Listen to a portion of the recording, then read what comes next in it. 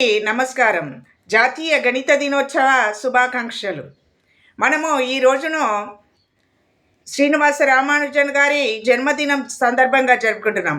వారు డిసెంబర్ 22, 1887న జన్మించారు. వారు దేనికి ప్రసిద్ధి అంటే సంఖ్యా సిద్ధాంతాలు, అనంత శ్రేణులు, గణిత సూత్రాలు వీటికి ప్రసిద్ధులు. అంతేకాదు గణితానికి వారు ఎంతో సేవ చేశారు. మరి గణితం అంటే ఏంటి? గణితం అంటే సంఖ్యల ఆట కాదు, మన ఆలోచన శక్తి పెంపొందించడానికి మార్గం. అటువంటి గణితాన్ని మనం తప్పకుండా నేర్చుకోవాలి.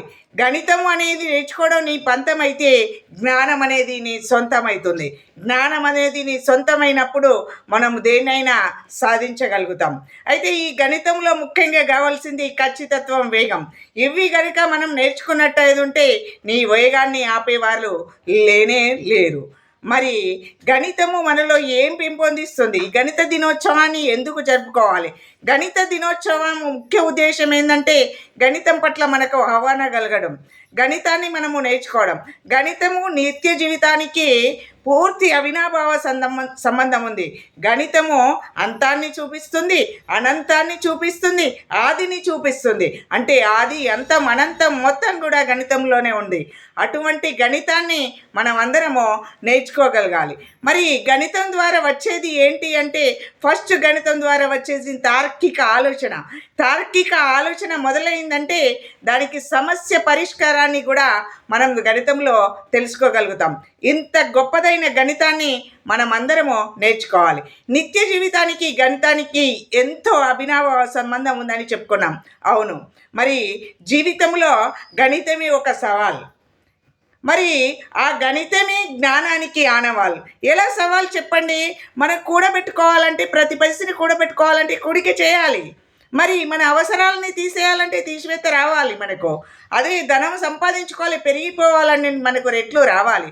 ధనవంతుని సంపాదన రెట్లుగా పెరిగిపోతుంది, కూలివాదుని సంపాదన తినగ తినగ సున్నా మిగులుతుంది. చూడండి, గణితంలో ఎంత గొప్ప అది ఉంది. మరి ఈ కూడబెట్టుకోవడానికి మరి జీవితంలో గణితాన్ని మనం ఎట్లా అనుభవించుకోవాలంటే మన ఆశలు కూడికలాగా మనం ఎప్పుడు కూడా పెంపొందించుకోవాలి. ఈ కూడికల అనే ఆశ కోసము తీసివేతను ఖచ్చితంగా భరించాలి. ఎన్నో అవసరాలు ఉంటాయి, ఎన్నో ఉంటాయి, వాటినన్నిటి కూడా తొలగించుకోవాలి. మరి ధనవంతులం కావాలి, ఆ రెట్లుగా పెంచుకోవాలి అని అంటే ఖచ్చితంగా బాగా ఆహారాన్ని సహింపాలి. నలుగురు అన్నదమ్ములు ఉన్నారన్నప్పుడు ఒక్కడి ఆస్తి ఒక్కడికే కాదండి, నలుగురు పంచుకోవాలి.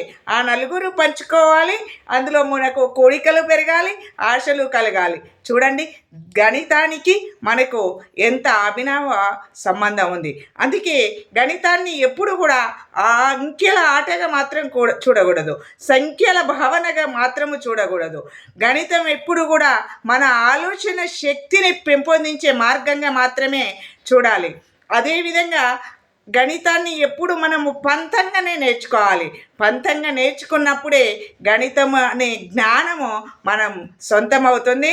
అదేవిధంగా రెట్లుగా పెరిగిపోతాము, మనము బాగారాన్ని సహిస్తాము, కోరికలను కూడగెడతాము, ఆశలతో ముందుకెళ్తాము.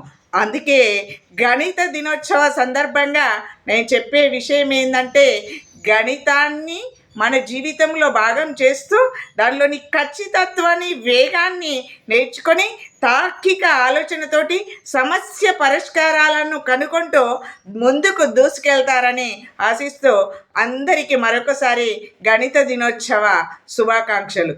ఈ వీడియో కనుక మీకు నచ్చితే ఒక లైక్ ఇవ్వండి, షేర్ ఇవ్వండి, ఖచ్చితంగా సబ్స్క్రైబ్ చేసుకోండి.